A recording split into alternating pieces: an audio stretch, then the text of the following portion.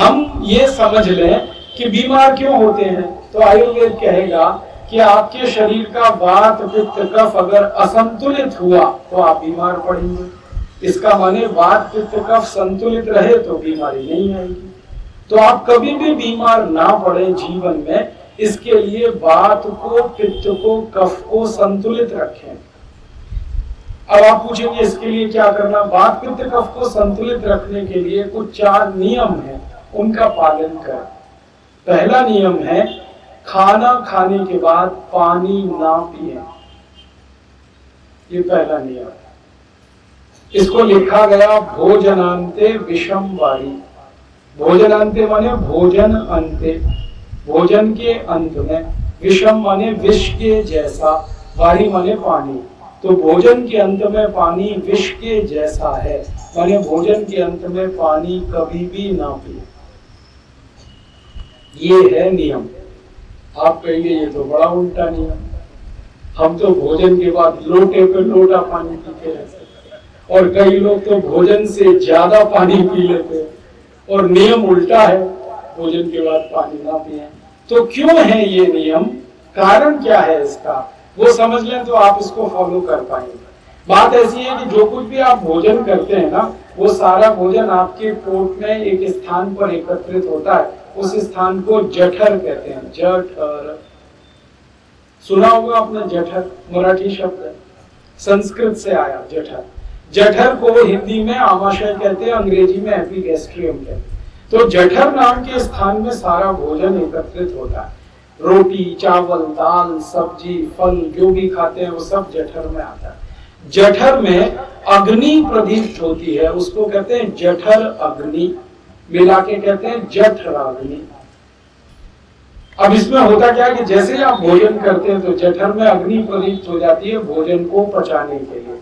अब जैसे ही अग्नि प्रदीप्त हुई, अग्नि जली, आप गटागट पानी पी लेते हैं और खूब ठंडा पानी पीते हैं, चिल्ड वाटर। परिणाम क्या होता है, सारी अग्नि शांत हो जाती है। अग्नि शांत हो गई तो भोजन का पाचन रुक गया, भोजन नहीं पचेगा। फिर भोजन सड़ता है और सड़ा हुआ भोजन विष उत्पन्न करता है, और वो विष शरीर में इकट्ठा होता है टॉक्सिक वेस्ट के रूप में, और वो जिंदगी में 103 रोग पैदा करता है। इसलिए महर्षि बागभट्ट कहते हैं भोजनांते विषमवारी, भोजन के अंत में पानी मत पियो, जठर अग्नि को जलने दो ताकि खाना ठीक से पच जाए। तो आप बोलेंगे फिर पानी कब पिए, जब आप खाना खाते हैं ना, भोजन करते हैं तो अग्नि प्रदीप्त होती है। ये अग्नि क्या करती है, भोजन को सॉलिड और लिक्विड में मिक्सिंग कराती है, खिचड़ी बनता है सारा खाना, पेस्ट में बदलता है, और थोड़ी देर के बाद ये जो पेस्ट है ना वो रस में बदलता है, और फिर उस रस में से मांस, मज्जा, रक्त, वीर, मल, मूत्र, अस्थि, मेद आदि बनता है। मल मूत्र काम का नहीं है तो शरीर उसे छोड़ देता है, बाकी चीजें काम की हैं, शरीर उसे धारण कर लेता है। लेकिन ये जो अग्नि के प्रदीप्त होने का सबसे अच्छा जो समय है वो भोजन करने से लेकर 1.5 घंटे तक रहता है। 1.5 घंटे के बाद सामान्य रूप से भोजन रस में बदलना शुरू होता है। जब भोजन रस में बदलता है तब पानी की जरूरत पड़ती है, तब पानी पिए, माने भोजन के 1.5 घंटे बाद पानी पिए। ये एक नियम अगर आप पालन करें ना तो वात पित्त कफ तीनों जीवन भर संतुलित रहेंगे, आप बीमारी नहीं पड़ेगी। कितनी अच्छी व्यवस्था है, देखिए। स्वस्थ रहना बहुत आसान है, बीमार पड़ना बहुत टेढ़ा काम है। अब आप इस नियम के बारे में और एक प्रश्न कर सकते हैं कि भोजन के पहले पानी पिए क्या? हाँ, भोजन के पहले पानी पी सकते हैं। कितना पहले?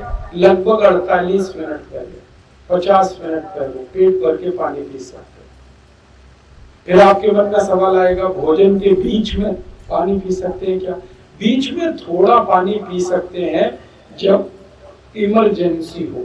इमरजेंसी माने खांसी आ गई, गले में खाना फंस गया, थोड़ा पानी पी लो, और किसी कारण से खाना फंस गया, थोड़ा पानी पी लो।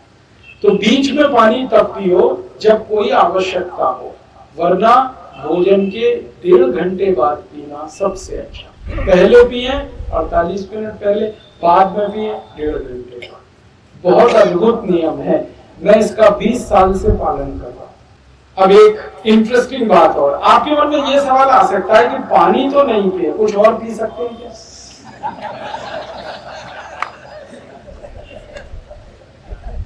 मन में तो आता है ना प्रश्न।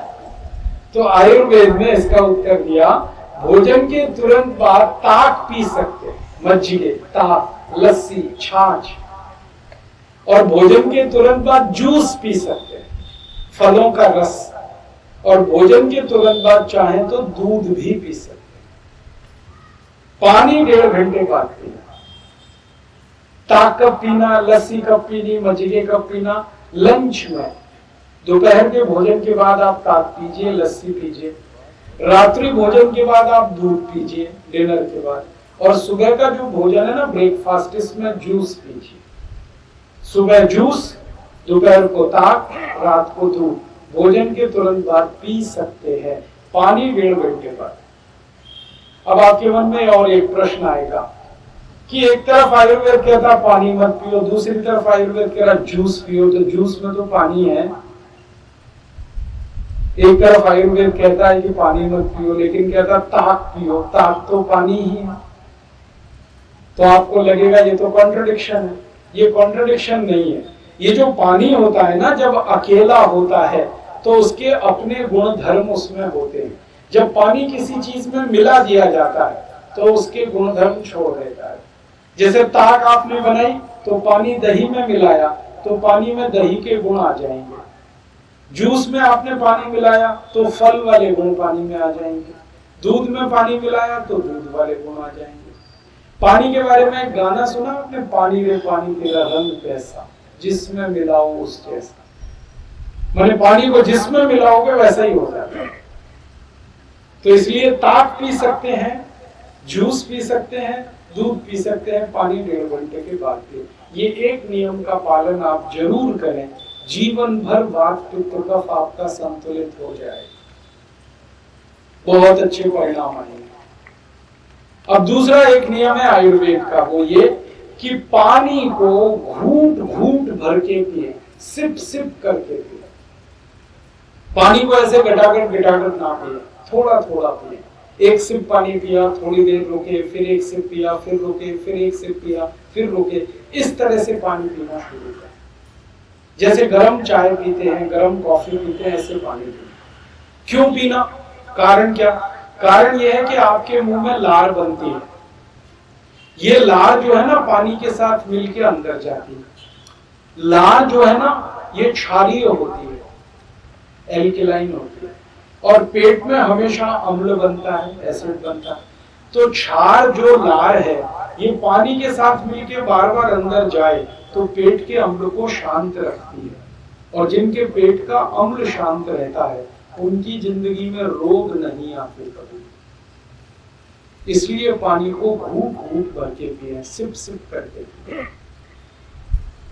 मैं आपको एक ऑब्जर्वेशन बताता हूं। मनुष्य को छोड़कर सभी पशु पक्षी इन दोनों नियम का पालन करते हैं। मनुष्य को छोड़कर सभी पशु पक्षी दोनों नियम का पालन करते हैं। आप किसी पशु को देखो, जानवर को देखो, गाय को देखो, भैंस को देखो, बैल को देखो, वो खाना खाते हैं सुबह सुबह, लेकिन कभी भी खाने के साथ पानी नहीं पीते। मैंने कई बार ये करके देखा, गाय को सुबह खाना दिया और सामने पानी रख दिया, वो पानी की तरफ देखती भी नहीं। पहले खूब पेट भर के खाना खाती है, खाना खाने के बाद चुपचाप बैठ जाती है, फिर मुंह चलाती है, जुगाली करती है, उसके 2 तास नंतर ही पानी पीती। गाय को इतनी अकल है, भैंस को भी है। हम कई बार कहते हैं ना भैंस मूर्ख होती है, लेकिन मनुष्य से ज्यादा अकल है उसको। वो भी सुबह सुबह खाना खाती है, खूब खा के खाना बैठ जाती है, मुंह चलाती है, 2-3 तास नंतर पानी पीती है भैंस। बैल भी ऐसे ही करता है। कुत्ते को देख लो, कुत्ते को देखो, शेर को देखो, चीते को देखो, किसी भी पशु को देखो, वो आयुर्वेद के नियम का पालन करता है। पक्षियों को देखो, पक्षी सुबह सुबह दाना चुगते हैं, फिर उड़ जाते हैं, 2-3 तास नंतर वापस आते हैं, फिर पानी देते हैं। और पक्षी पानी कैसे पीते हैं? एक एक सिप, उनका चोंच पानी में डालेंगे, एक ड्रॉप पानी का उठाएंगे, फिर ऐसे ऐसे चोंच चलाएंगे, फिर पिएंगे, फिर दूसरा ड्रॉप उठाएंगे, फिर चोंच चलाएंगे, फिर तीसरा, ऐसे पानी पीते हैं सारे पक्षी। इसलिए किसी पक्षी को मैंने ओवरवेट नहीं देखा। सभी पक्षी स्लिम और ट्रिम।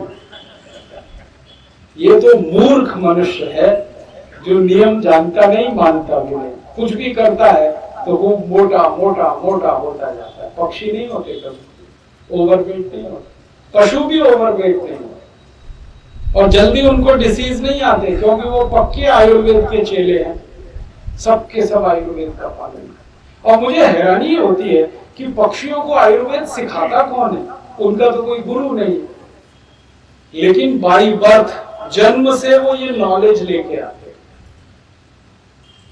तो आप तो कर ही सकते हो जब पशु पक्षी कर सकते हैं। मैं तो कई बार ऐसा देखता हूं कि पशु पक्षी मनुष्य से ज्यादा होशियार हैं। इसलिए आप कभी किसी जानवर को गाली नहीं देना आज के बाद, वो आपसे ज्यादा होशियार। किसी को ये नहीं कहना तू जानवर है, उसको कहना हो तो कहना तू आदमी है, मनुष्य, अकल नहीं तुझे, समझ नहीं। बहुत इंटेलिजेंट है ये पशु। दोनों नियम को बराबर ध्यान रखिए। आप खाने के 1.5 घंटे बाद पानी सिप सिप करके, जब भी कोई पानी पीना हो सिप करके पीना। और मैं तो आपको कहूंगा हर लिक्विड को सिप सिप पीना। कोई भी लिक्विड है, जूस है तो, दूध है तो, ताक है तो, मज्जिगे है तो, सब सिप सिप करके पीना, जिंदगी आपकी सुखी हो जाएगी। तीसरा नियम है आयुर्वेद का, अष्टांग हृदयम का, सुबह उठो तो सबसे पहले पानी पीना। दिन की शुरुआत पानी से करना। सुबह उठते ही मुंह साफ नहीं करना, दातुन नहीं करना, ब्रश नहीं करना, पहले पानी पीना। रात को मुंह साफ करके सोना।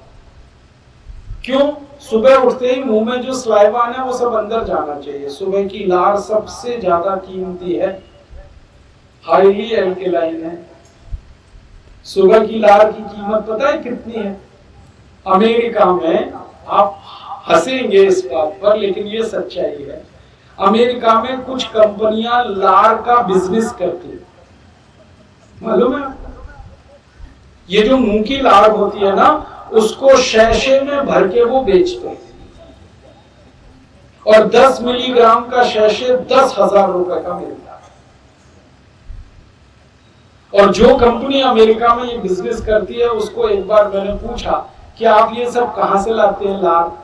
तो उनका कोई मशीन से तो बन नहीं सकती। मैं पूछा फिर कहां से लाते हैं?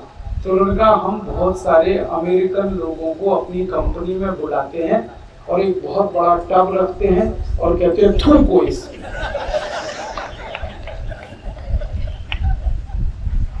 मैं पूछा वो क्यों थूकते हैं आपके यहाँ आगे? तो वो कहते हैं उनको हम डॉलर्स देते हैं, पैसे देते हैं, तो वो थूकते हैं। फिर उस लार को वो शैशे में बंद करते हैं। 10-10 मिलीग्राम का शैशे 10,000 रुपए का बिकता है। मैं पूछा कौन खरीदता है इसको? तब उन्होंने कहा कि जिन लोगों को मुंह में लार बनना बंद हो जाती है वो खरीदते हैं। और ये कौन लोग हैं?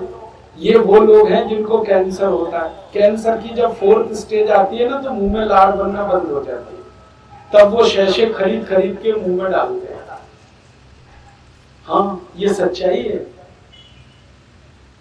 अब आप सोचो कि जिस लार को आप थूक देते हो सुबह सुबह, वो 10,000 रुपए की है, फोकट में थूक रहे हो आप। मत थूको इसको, ये पीने के लिए है, थूकने के लिए नहीं। और मैं आपको फिर एक ऑब्जर्वेशन बताऊंगा, मनुष्य को छोड़कर कोई पशु पक्षी नहीं थूकता। देख लो आप, ये मनुष्य है जो थू थू थू थू मचाए रहता है।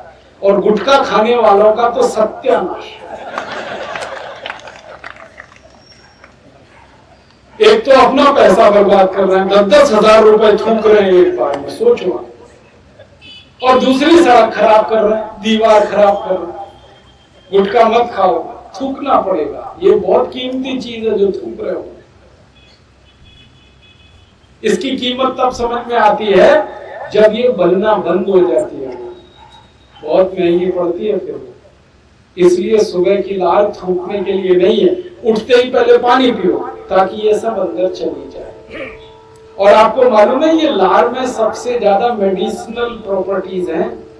आपने देखा है जानवरों को वो अपनी चोट कैसे ठीक करते हैं, लार से चाट चाट को ठीक कर लेते हैं। आप भी कर सकते हैं। हाँ, आपको कुछ फोड़ा फुंसी हो गया, घाव हो गया और वो हील नहीं हो रहा है, आप लार लगाओ, अप्लाई करो, इमीडिएट हीलिंग शुरू होती है। मैं आपको एक मेरा पेशेंट है उसका केस बताऊं। ऑस्टियोमाइलाइटिस का एक केस मेरे पास आया। उसको पांव में ऑस्टियोमाइलाइटिस हुआ था। उसको कहने लगा और कुछ कर सकता हूं? मैंने कहा गाय की लार मिल जाए तो उसको अप्लाई कर दो। तो उसने ये किया, गाय की थोड़ी लार, बैल की थोड़ी लार, अपनी थोड़ी लार, ये सब मिला के 8 महीने में ऑस्टियोमाइलाइटिस जड़ से ठीक हो गया। जो पांव कटने वाला था वो बिल्कुल सुरक्षित। ऐसे अद्भुत परिणाम है इस लार से। आपको कभी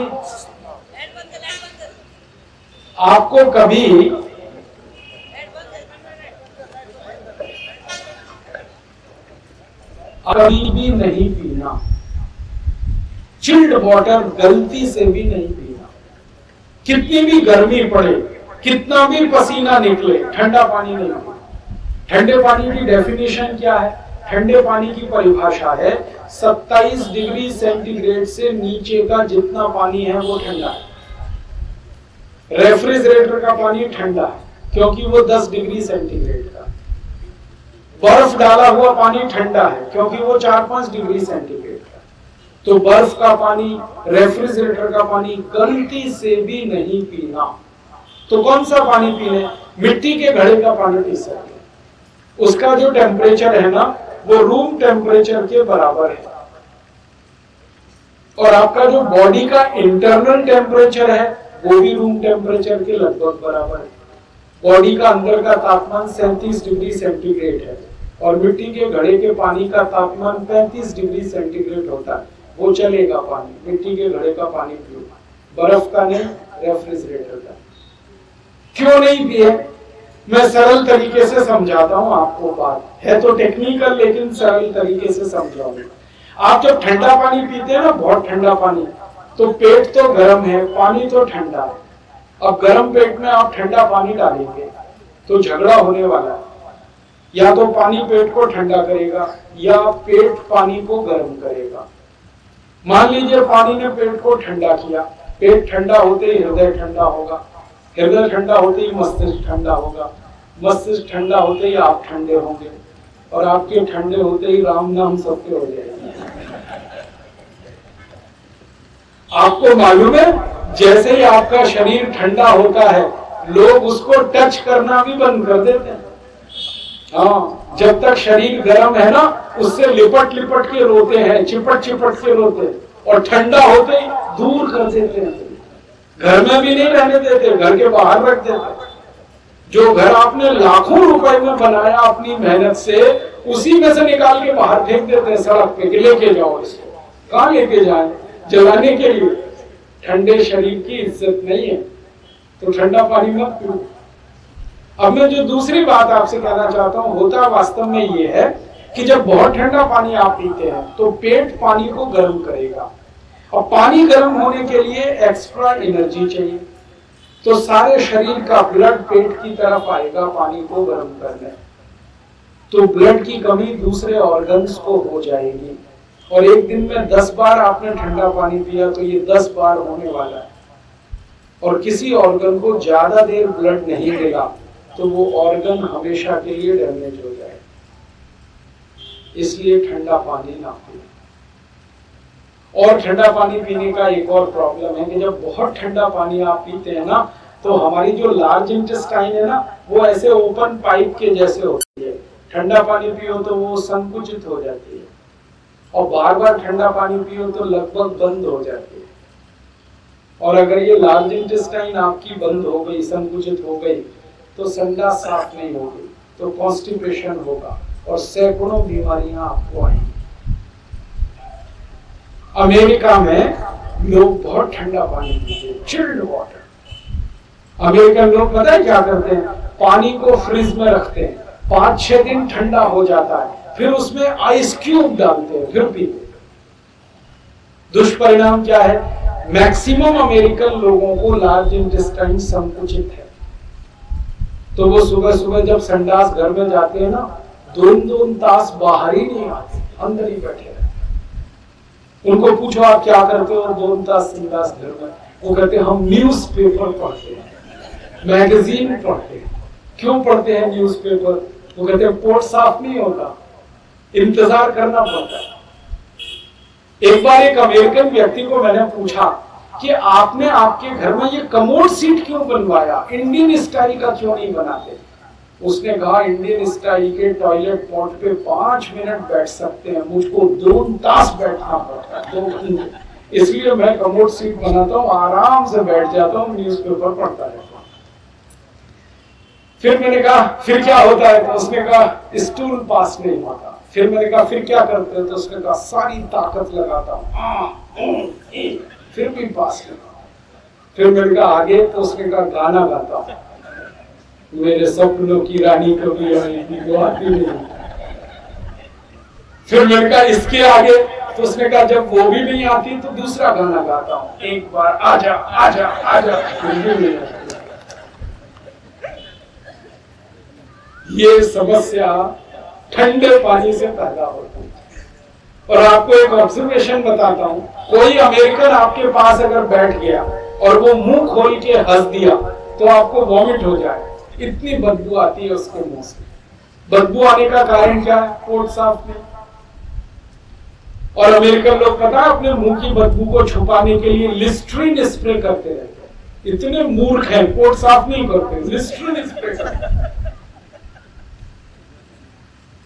और एक दूसरी समस्या है, ये अमेरिकन लोगों को पसीने में भी बदबू आती है, क्योंकि पेट साफ नहीं होगा तो सब बदबू ही बदबू आने वाली है, तो डिओड्रेंट स्प्रे करते हैं।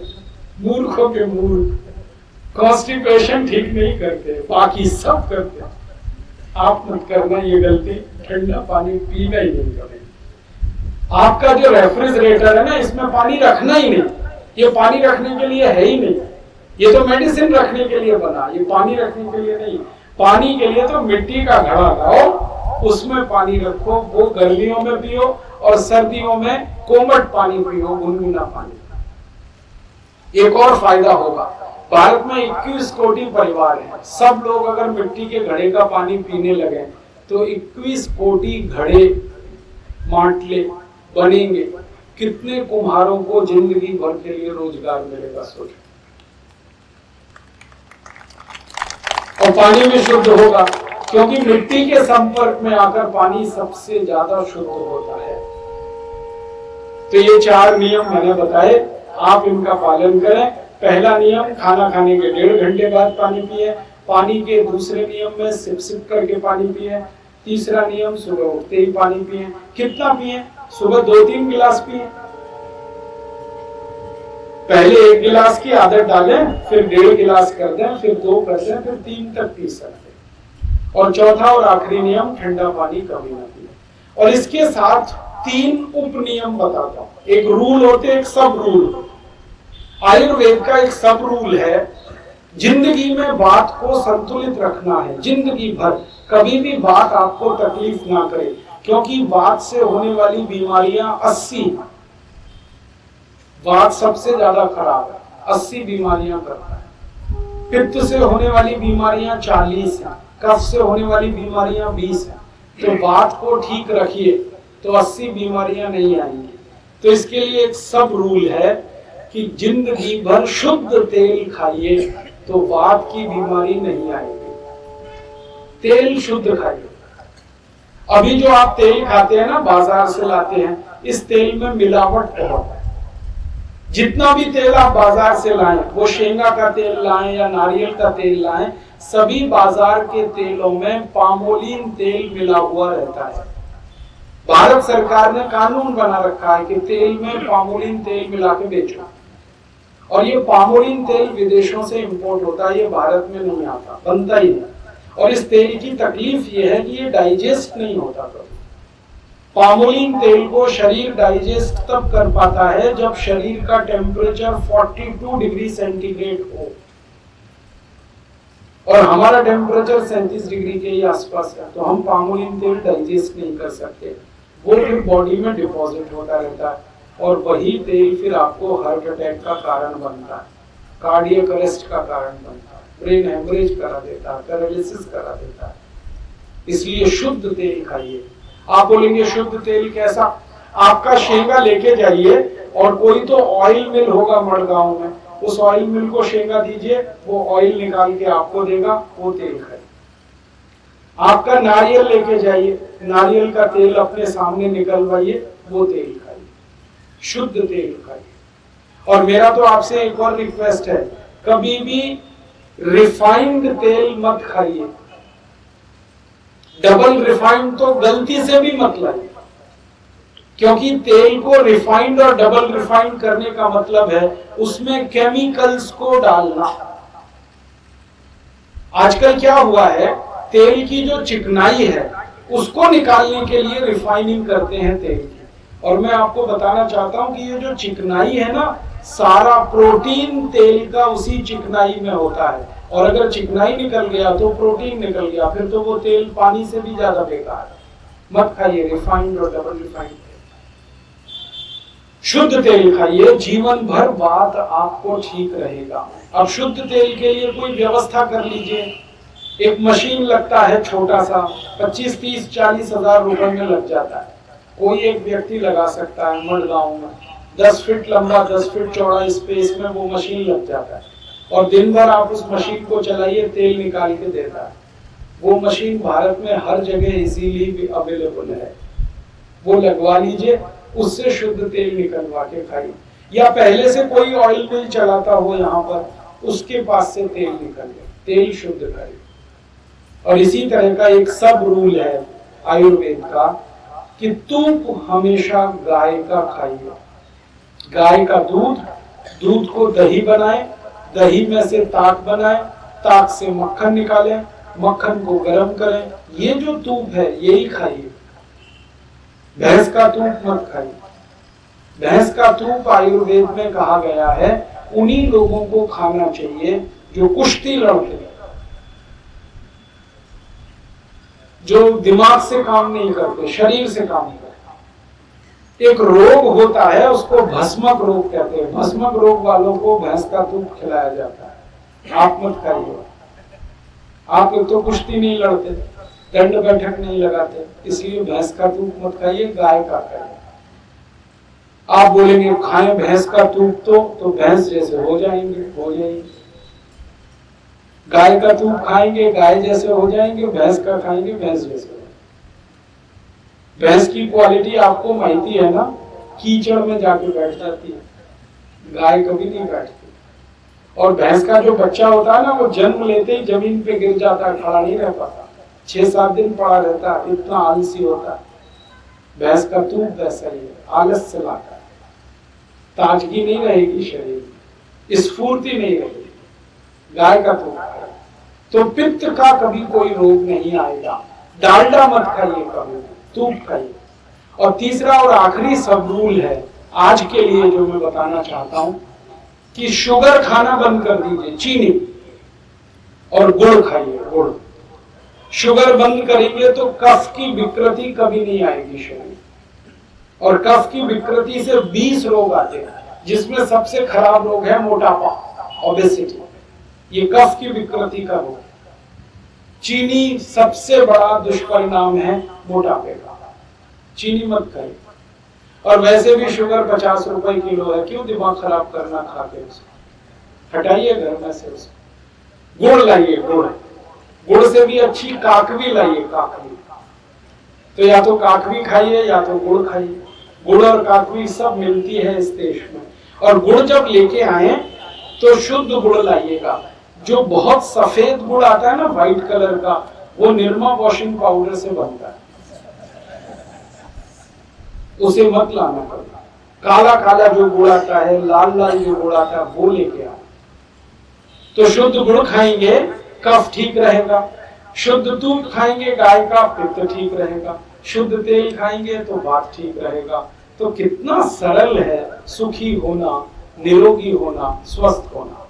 हमारा एकमात्र लक्ष्य है भारत स्वाभिमान का कि देश के लोगों का 7 लाख कोटि रुपए बचाना है, जो फालतू खर्च हो रहा है बीमारियों के इलाज। दोस्तों, सबसे पहले तो चैनल सब्सक्राइब करें, फिर लाइक, कमेंट और शेयर करें।